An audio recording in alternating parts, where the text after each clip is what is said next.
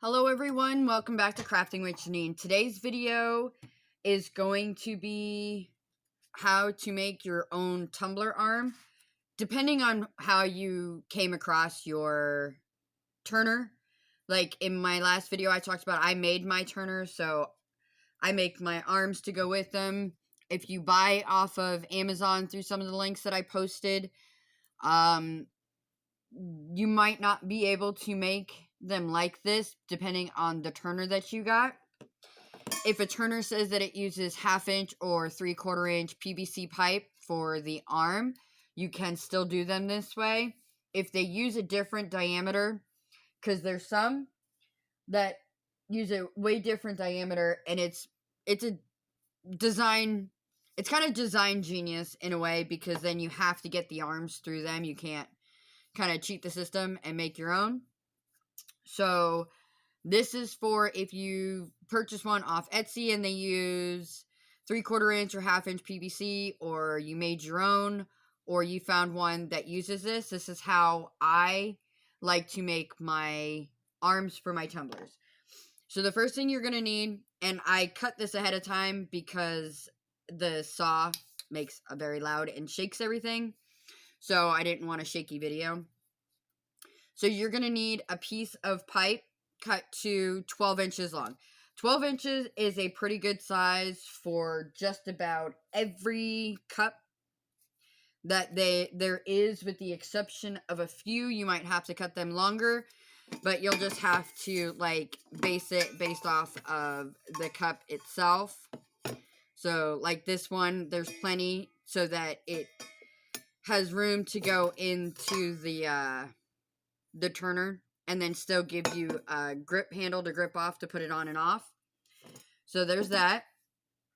And then the next thing you're going to need is a pool noodle. Now you can use other stuff. I do like these pool noodles, but not just any pool noodle. So like right here, you can tell their difference. This is the skinny, smaller pool noodle, and this is the fatter pool noodle. Depending on the time of year that you're making this, if it's in the middle of the summer, these are roughly around like $3 at Walmart to get these fat ones. If you're lucky enough to catch them still around in the off season, you might catch them on discount and clearance and then get them, but it's well worth it for how many you can get out of one pool noodle. So what I like to do is, I've got my big old noodle here, is I like to see where it measures up, and then I cut my noodle probably roughly 1/2 inch to 1 inch below the rim of the cup. I don't want it to be above the rim. I want it to be below the rim, because the way they fit, and then everything, if epoxy gets and then it sticks, and the cleanup is super, it takes a lot of time and it's a pain in the butt with the cleanup. So I like to do it this way. So I kind of just eyeball it with my finger like that. And I'm showing you, not looking, but right there. So then I'm going to hold my finger there. And I'm going to take a marker. Move the cup out of the way. With my finger still in place. And I'm going to take a marker, and I'm just going to mark right on the side of my finger. Right there. Just so I have a baseline. And I use this nifty little hacksaw that I picked up at the Dollar Tree. I was absolutely 100% impressed with it. You can even change out the blades the way it sits, so it's super great. And it was only $1. Even if you bought like multiples of them with blades already attached and all that, it's still worth it.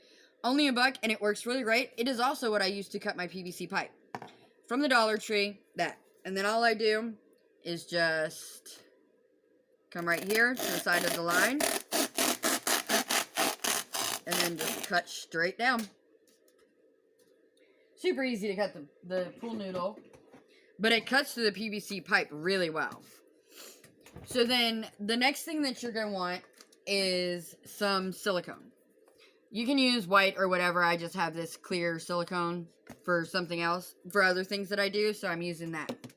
So what I do is so you see how it slides real easy on there? So I put my noodle on, give myself a little bit of grip here, And then what I do is get my silicone, and then I'm going to like squirt. My tip is clogged. Let's unclog the tip. Let's see. So the only bad thing with the silicone is the tips clog up easily. And you have to clean off your tips. So I probably should have checked it ahead of time, but I didn't. Which we all know is not like total game changer, but come on. Come out, clog. Okay, let's see if it starts flowing now. Let's try this again. Alright, so get my silicone, and then right here around the pipe, because the hole is so big, I squirt a blob, which I'm going to have to clean this tip out a little bit better. So that, and then I just kind of pull my pipe down just a little bit more, and I'm going to fix this better because my tip is really clogged. So bear with me. I'm going to take this little skewer deal. Get it unclogged. You can even cut a bigger hole in your silicone tube so that you can control it, but I didn't want a big hole in this because what I'm doing, I need it to be a little bit more detailed. So I'm going to start again.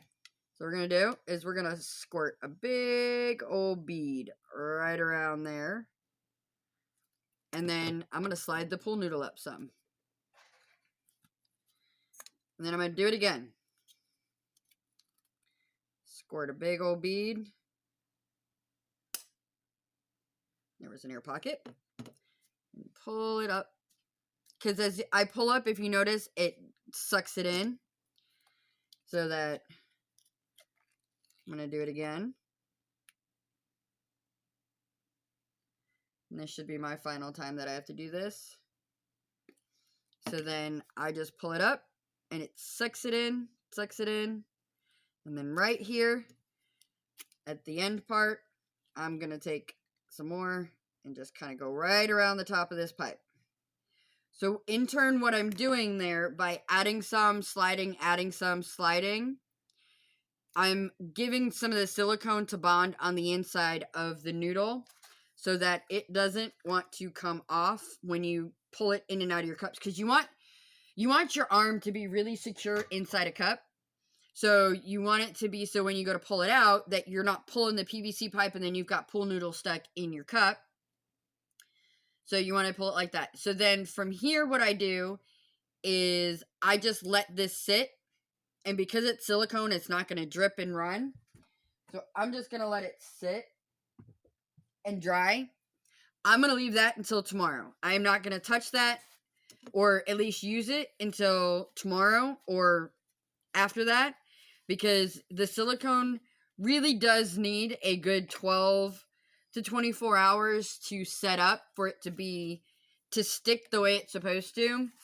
I've made the mistake and it was a learning curve with it. I attempted to make storyboard tumblers and they were a total fail for me. But I realized what it was. I tend to want to rush things. So in my rushing process, I did not let the silicone sit long enough. So on this one, I'm going to leave that one. I'm going to let it sit and cure till tomorrow, at least, before I use it for a tumbler. But I have a few of them already made, so that's a good thing. So I hope this video was helpful to you. And you guys enjoyed it. If you did, please leave a thumbs up leave a thumbs up. And in the comment section, leave me a comment if you're enjoying these Tumbler videos. I know this is probably only the second one that I uploaded. My one before this would have been just talking about the different tools and stuff that you need. I like to kind of go in this order, let you guys be able to get and set yourselves up before we start into an actual project. but we're going to get there. So please, in the description below, if you want to see a particular type of tumbler, know how to do it, you've seen it, but you haven't seen a tutorial on it, or you'd like to know how to do it, please let me know down there. I will be linking my Facebook group in the description below for you to come connect. We have an amazing group of people. I will also be putting a link to my PayPal, just if you want to donate to help keep the channel going. It will help in a big deal, as well as those thumbs up. As creators, really need your thumbs up. It makes a big difference. YouTube likes to see them. So anytime you watch a video and you like that video, just give it a thumbs up. It doesn't hurt you anything. Just to click a like and just tell them that you like their video. On that, this video is going to be pretty short and sweet because it was pretty much self-explanatory on how to make a tumbler arm. Again, hope you enjoyed this video. And as always, happy crafting!